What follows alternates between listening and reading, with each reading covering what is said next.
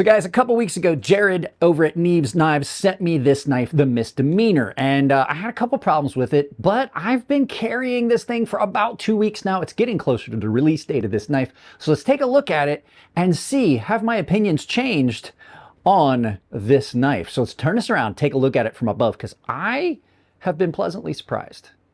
All right, well, here we are, guys. We're back looking at this Misdemeanor, designed by Neeves Knives, by Jerad over at Neeves Knives. So Jerad did this, when I did the first video, I didn't have all the information. He then later told me it was done by React. Now, this knife releases sometime in October.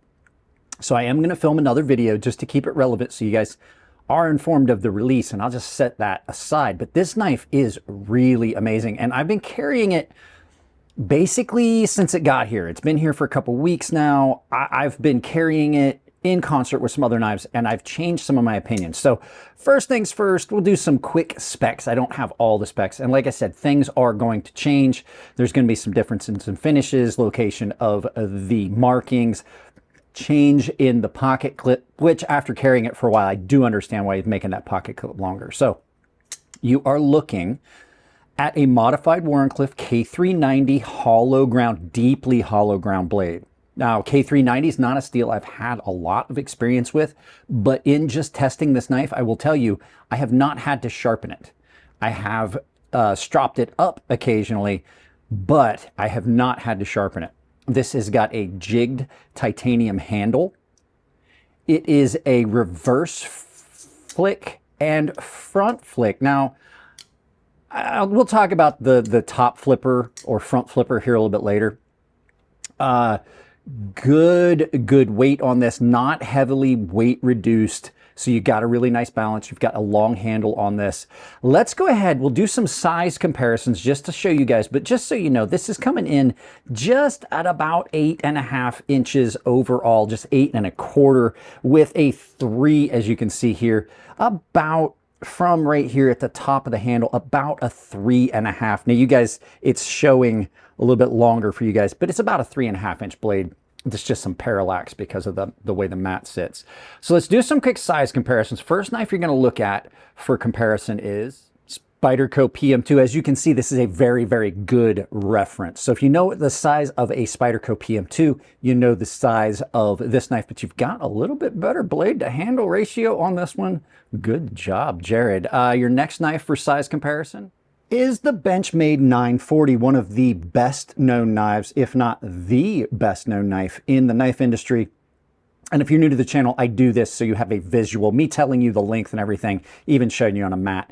This gives you a visual representation. So really good size comparison here. And then the final knife, as always, is the Chris Reeves Sebenza Large 21. You can see here another really well-known knife. I just like to use these three because these are some of the best known knives you're going to find. So you can see here in comparison. Let's go ahead and get this out of the way and talk about why I've fallen in love with this knife. And it's absolutely because of how well this cuts. And over the course of the last couple of weeks, I've changed my mind about a couple of things that I mentioned that I wasn't a fan of in the first video. So first things first, this beautifully done blade just screams through material. It has held up really, really well. Like I said, haven't had to sharpen it. I may have to do just a touch-up sharpening. You can see that edge is starting to glint a little bit, but it is still really, really sharp. All I've had to do is strop this. This is a performance cutter. Jerad and I talked about this. He wanted something that was a performance cutter, not a heavy use EDC. And what this kind of reminds me of is the Yojimbo, how it's so thin. This at the very tip, it's got a very fragile tip, but what you get with this extremely thin behind the edge hollow is just it's just a laser through material. So I got to pause this. I'm having problems with my autofocus. Hang on a second, guys. Okay, hopefully let's see if that took care of the issue. Yeah, it seems to have. This blade was meant for cutting. It is absolutely a laser screaming through material because it does have that such a thin behind the edge profile. This is not a heavy use EDC. This isn't something you're going to take out if you're going to be doing some feather sticking or if you're going to be cutting things. This is simply like just screaming through cardboard, opening boxes in the office, things like that. These are jigged titanium handles on this, and they're a little bit longer than some other handles on knives. So if you want that really secure grip, you've got it. You can get up in this choil here and cut with it really, really well. And it sits comfortably in hand. Now, when I first started talking about this, I had said I wanted this, I would have liked this to be a little bit deeper. And I kind of still do, but I've gotten used to it. This is one of those scenarios where carrying a knife for a while, since it's different than a lot of the other knives I typically carry, it's just a matter of getting used to it. It is done as a frame lock where you've got incredibly good access to the lock bar, which I complained about, and I'm going to show you why I changed my mind on that. Initially, I was saying that that felt a little weird. I have gotten used to it. I definitely have gotten over that initial, well, that feels weird kind of thing. And what it reminds me of is how the lock bar on the Sebenza is done, where you have this low spot, you've got really good access, and it feels kind of the same. And once you get used to it, I don't think about it anymore. I really was kind of off on that. I really didn't like it. And then really well done single-sided hardware. So you've got some nice clean lines on this where you don't have a lot of hardware. You've got a partial backspacer on this.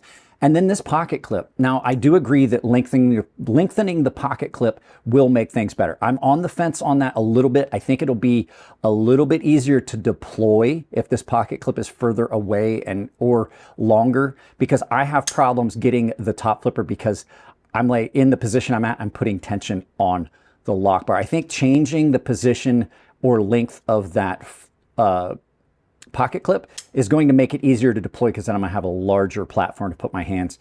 And then I think he's right, he's going to move that pivot. But as far as in carry and use, this thing is just absolutely incredible. And you heard me talk about that in the first video. So absolutely love this. I will say I wish that there was a full flipper option. I'm still not such a big fan of top flippers. This one's not bad. And the fact is I do have the reverse flick, which is, in my opinion, the best method of deployment because it's the most satisfying. But this thing is absolutely incredible. I still do have a couple small things about this knife that I'm not over the moon about. And we'll talk about that on the flip side of the knife. But so far, this thing has been doing really, really well. So let's do the flip side of the story, flip side of the knife, talk about a couple little negative things. So most of the things I didn't like about this knife, I've changed my mind about. I really have. Like I said, at first I didn't like the way this felt. The choil, I've kind of gotten over it. I feel like I've gotten used to it, and I've got better, I've got better control of this. A couple things. Now, Jerad did say that this jimping is going to be a little bit sharper. I really wish that the jimping on this one that I have in hand was sharper, but he said they're going to take care of that.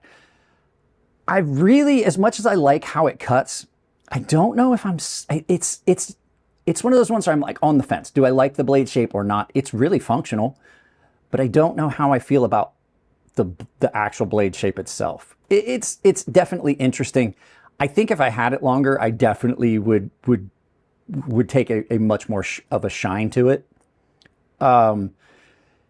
The feel in hand, like I said about the lock bar, I've gotten over that, but I still feel out of sorts with this knife. Like when I get up in this, and here's what happened. This is where I'm gonna go with this. If I'm back here, I feel like I'm too far removed from the actual working surface of the blade because I have the choil here. I'm removed from that, and then I just feel like I'm too far from the tip. And when I get up here, I've got way better control. But the problem is I've got really big hands.